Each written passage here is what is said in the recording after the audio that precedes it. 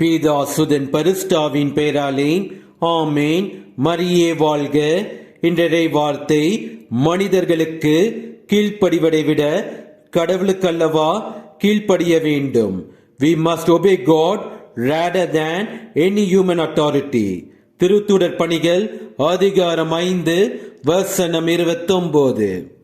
நாம் நம் கடவுள் இயேசு கிறிஸ்துவுக்கு கீழ்ப்படிந்து வாழ்வதே நம்முடைய வாழ்க்கையின் லட்சியமாக இருக்க வேண்டும்.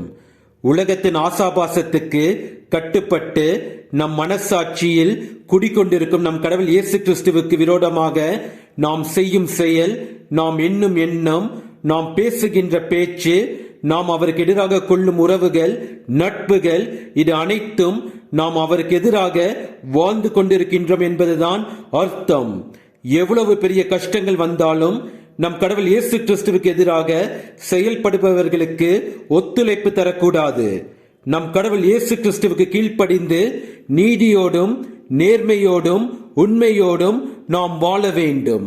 இயேசுவுக்கே புகழ். மரியே வாழ்க. ஆமேன். இந்த நாவில் புது பாடல் எந்த இயேசு தருகின்றார். எந்த நாவில் புது பாடல் எந்த இயேசு தருகின்றார். ஆனந்தம் கொள்ளுவேன், அவரை நான் பாடுவேன் உயிருள்ள நாள் வரையில். அல்லேலூயா. ஆனந்தம் கொள்ளுவேன், அவரை நான் பாடுவேன் உயிருள்ள நாள் வரையில். எந்த நாவில் புது பாடல் எந்த இயேசு தருகின்றார்.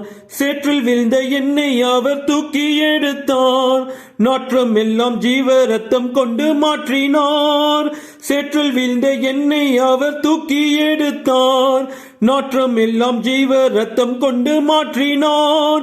ஆனந்தம் கொள்ளுவேன், அவரை நான் பாடுவேன் உயிருள்ள நாள் வரையில். அல்லேலூயா. ஆனந்தம் கொள்ளுவேன், அவரை நான் பாடுவேன் உயிருள்ள நாள் வரையில். எந்த நாவில் புது பாடல் எந்த இயேசு தருகின்றார். எந்த நாவில் புது பாடல் எந்த இயேசு தருகின்றார்.